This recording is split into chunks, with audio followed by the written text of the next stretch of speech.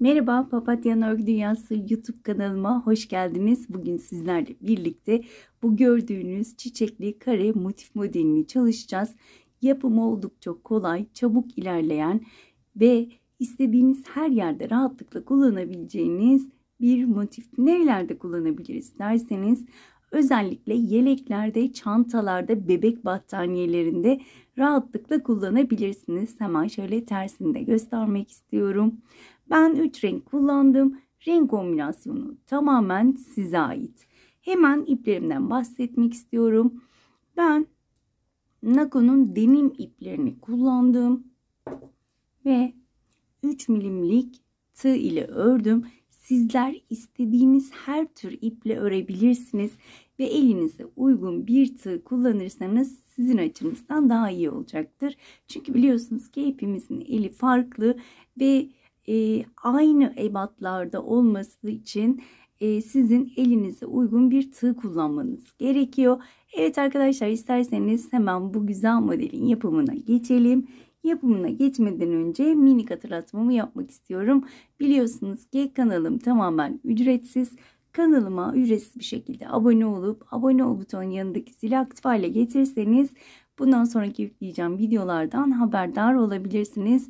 Bana destek olmak amaçlıysa bu videoyu beğenip altına güzel yorumlarınızı yazarsanız hem bana destek olmuş olursunuz hem de bu videoların birçok kişiye ulaşmasını sağlamış olursunuz diyorum ve hemen modelime geçiyorum.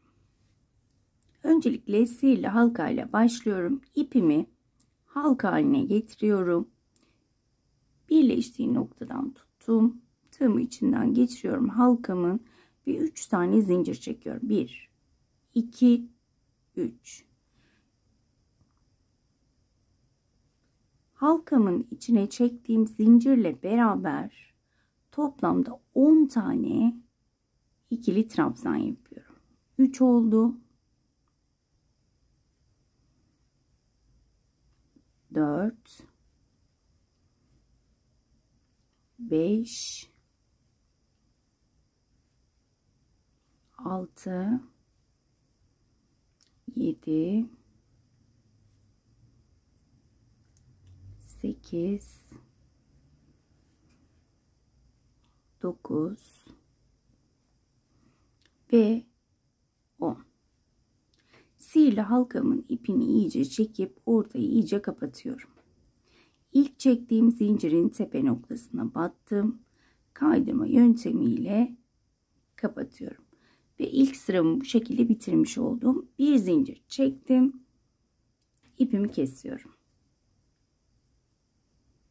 Ve hemen çiçek bölümüne geçiyoruz. Şöyle açık bir pembe ipim var. Hemen onu alıyorum. İpime bir düğüm attım. Ve herhangi bir trabzandan başlıyorum. Şöyle trabzan tepesine battım. Sık iğne yaptım. Şöyle arkadan da şu ipimi yürütüyorum. Tekrar aynı yere batırıyorum. Bir sık iğne daha yapıyorum. Hemen yanındaki trabzan tepesine 2 tane sık iğne. Tüm trabzan tepelerine ikişer kez batıyoruz. 10 tane trabzanımız vardı. 20 tane sık iğnemiz olması gerekiyor. Bu şekilde her bir trabzan tepesine ikişer tane sık iğne yaparak devam ediyorum. Evet arkadaşlar, toplamda 20 tane sık iğnemi bitirdim. İlk yaptığım sık iğnenin şöyle tepe noktasına batırıyorum. Kaydırma yöntemiyle kapattım. Düzgün bir geçiş sağlamak için hemen yanındaki sık iğneye battım. Kaydırmayla oraya geçtim. Ve burada hemen hiç zincir çekmiyorum. Tığın başını doluyorum. Hemen önümdeki boşluğa bakın. Önümdeki sık iğne tepesine battım. İkili trabzan yapıyorum. Tığın başını bir kez doladım. Tekrar aynı yere battım. Üçlü trabzan. Önce bir ilmek, sonra 2 2. Aynı yere bir ikili trabzan, bir üçlü trabzan yapmış olduk. Hemen yanındaki sık iğneye 3 tane üçlü trabzan. Önce 1 sonra 2 2 çekerek üçlü trabzanımı yapıyorum. Aynı sık iğne tepesine 3 tane üçlü trabzanımı yaptım. Hemen yanındaki sık iğneye bir tane üçlü. Yine aynı yere ikili. Böylelikle bir yaprağımı bitirmiş oldum. Hemen önümdeki sık iğneye tığın başını dolamadan battım. Sık iğne ile sabitledim. Tekrar tığın başını doluyorum. Önümdeki sık iğne tepesine önce bir tane ikili, daha sonra üçlü trabzan yapıyorum aynı yere. Hemen yanındaki sık iğne tepesine 3 tane üçlü trabzan, 2 oldu. 3. Hemen yanındaki sık iğne tepesine bir tane üçlü trabzan, aynı yere bir tane ikili trabzan. Hemen yanındaki sık iğne tepesine batıp sık iğne ile kapatıyorum ve ikinci yaprağımı da yapmış oluyorum. Ve bu şekilde devam ediyorum. Tığın başını doladım. Önümdeki sık iğneye battım. Önce ikili. Sonra aynı yere üçlü trabzan. Hemen yanındaki boşluğa 3 tane üçlü trabzan. 2 ve 3. Hemen yanındaki boşluğa önce üçlü, aynı yere ikili. Daha sonra yanındakine sık iğne ile kapatıyorum ve 3 tane yaprağımızı bu şekilde yapmış olduk. 2 tane daha yapacağız. Toplamda 5 tane yaprağımız olması gerekiyor. Ben 2 yaprağı da yapıp hemen dönüyorum. Sıra sonuna geldim. Son olarak ikili trabzanımı yaptım. Ve şöyle tığ çıkarıyorum. Hemen şuradan batacağım. Şöyle önden göstermek istiyorum. Şu şekilde düzgün bir geçiş sağlamak için hemen ilmeğimi içinden geçiriyorum. Şöyle iyice sıkıştırdım. Bir zincir çektim ve ipimi kesiyorum. Şöyle burada daha düzgün bir geçiş sağlamış olduk. Hemen iplerimi saklamak istiyorum. Öncelikle sihirli halkam. Şöyle herhangi bir ilmeğe batıyorum. Daha ince bir tığla daha rahat yapabilirsiniz. Şöyle bir düğüm attım. Bunu ben her modelimde yapıyorum. Sihirli halka kullandıysam çözülmemesi için. Daha sonra ipimi saklıyorum ve kesinlikle sihirli halkam çözülmüyor arkadaşlar. Bu şekilde.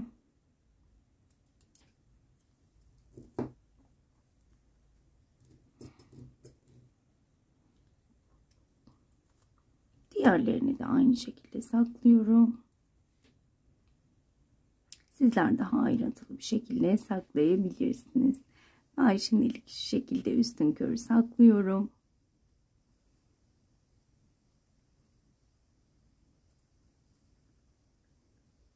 Evet.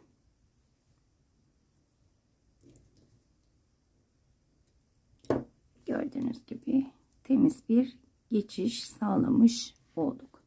Şimdi hemen şöyle yeşil ipimi alacağım.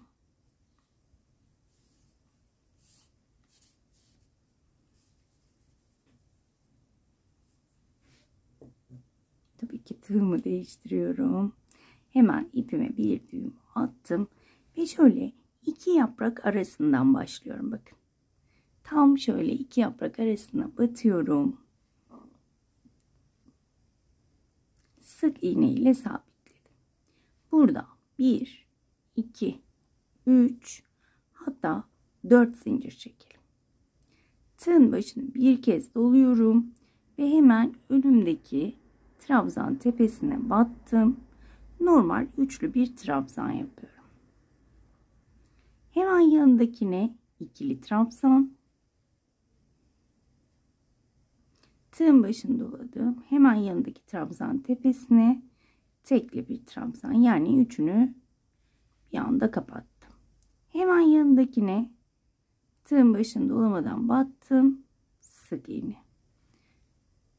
Hemen onun yanındakine tekli trabzan. Hemen onun yanındaki trabzan tepesine ikili trabzan. Hemen yanındaki son trabzana normal üçlü trabzan yapıyorum. 1 2 3. Şimdi iki yaprak arasındaki sık iğneye tığın başını iki kez doluyorum ve tam sık iğne bölümüne battım. 2 ilmek çekerek üçlü trabzan yapıyorum. Bir kez doladım. Hemen önümdeki trabzan tepesine üçlü trabzan. Hemen yanındakine ikili trabzan. Hemen yanındakine tekli trabzan. Hemen yanındakine sık iğne.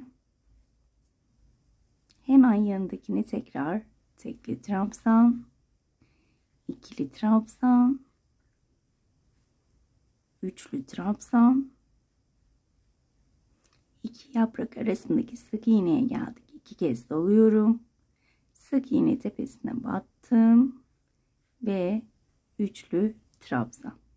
Bu şekilde sıra sonuna kadar devam edeceğiz. Sıramın sonuna gelmek üzereyim. Yine ikili. Son olarak üçlü trabzanımı yapıyorum. Ve buraya 4 zincir çekmiştik zaten. Hemen en son zincire battım. Kaydırma yöntemiyle kapattım. Şöyle hemen göstermek istiyorum. Modelimiz bu şekilde çıkmış oldu. Şimdi burada başlangıç olarak 5 zincir çekiyorum. 1 2 3 4, bir de ara zincir çekiyorum, 5. Tığın başını tekrar 2 kez doluyorum ve tekrar aynı yere batıp üçlü bir trabzan yapıyorum. 2 ilmek çekerek 2 3. Burada ilk köşemizi yapmış olduk. Tığın başını bir kez doluyorum. Hemen yanındaki trabzan tepesine battım. Üçlü trabzan yapıyorum. Bir kez doladım. Aynı yere batıyorum. İkili trabzan. Yanındakini battım. İkili trabzan. Hemen yanındakine batıyorum. Tekli trabzan, yani tüm ilmekleri topluyorum. Şimdi yan yana 3 tane sık iğne var. 1 2 3. Tekrar tığın başını doladım. Tekli trabzan yapıyorum. Hemen yanındakine battım. İkili trabzan. Hemen yanındakine batıyorum. Tekrar ikili trabzan yapıyorum. Tığın başını doladım. Aynı yere batırıyorum ve üçlü trabzan. 1 2 ve 3. Tekrar köşe yapacağız. 2 kez doluyorum bu sefer. Hemen yanındaki trabzan tepesine battım. 2 ilmek kapatarak üçlü trabzan. Araya bir zincir. Tekrar 2 kez doladım. Tekrar aynı yere batıyorum ve üçlü trabzan. Bakın, köşemizi yapmış olduk. Bir kez doladım. Hemen yanındaki trabzan tepesine batıp üçlü trabzan. tığın başını doladım. Tekrar aynı yere batıp ikili trabzan yapıyorum. Hemen yanındaki trabzan tepesine bir ikili trabzan daha yapıyorum. Hemen yanındaki trabzan tepesine tekli, yan yana 3 tane sık iğne. 1 2 ve 3. Sık iğneden sonra hemen yanına tekli trabzan, hemen yanına ikili trabzan, hemen yanına tekrar ikili trabzan ve aynı yere üçlü trabzan. 1 2 3. Şimdi buraya yine köşe yapacağız. O yüzden 2 kez doladım. Hemen yanındaki trabzana battım. Üçlü trabzan. Araya bir zincir. Tekrar 2 kez doluyorum. Tekrar aynı yere battım. Üçlü trabzan. Bir kez doluyorum. Hemen yanındaki trabzana batarak üçlü trabzanımı yaparak devam ediyorum ve köşelerimi oluşturuyorum arkadaşlar. Bu şekilde sıra sonuna kadar devam edeceğim. Sıra sonuna gelmek üzereyim. Son 2 tane trabzanım kaldı. İkili trabzan, hemen yanındakine ikili trabzan ve aynı yere üçlü trabzan yapıyorum. Ve yine burada aynı yöntemle bitireceğim. Bakın burada sayıyorum. 1 2 3.'ye şöyle tığımı batıracağım. Evet. Biraz da sıkıştıracağım ve içinden ilmeği getiriyorum. Bir zincir çekip sıkıştırıyorum. İpimi kesiyorum ve motifimi bitiriyorum arkadaşlar. Şöyle bakın, çok düzgün bir geçiş sağlamış oluyoruz ve motifim bitti arkadaşlar. Umarım ayrıntılı bir şekilde anlatabilmişimdir. Umarım anlatımımdan memnun kalmışsınızdır. Ben şöyle hemen görüntü kirliliği yaratmadan bu şekilde kapatmak istemedim. Şöyle hemen hızlıca şunu temizlemek istiyorum. Sizler daha sonra ayrıntılı bir şekilde saklarsınız. Ben de birazdan saklayacağım zaten. Evet arkadaşlar, bir videonun daha sonuna geldik. Umarım ayrıntılı bir şekilde anlatabilmişimdir. Umarım anlatımımdan memnun kalmışsınızdır. Bir dahaki modellerde görüşmek dileğiyle. Kendinize çok iyi bakın. Hoşça kalın.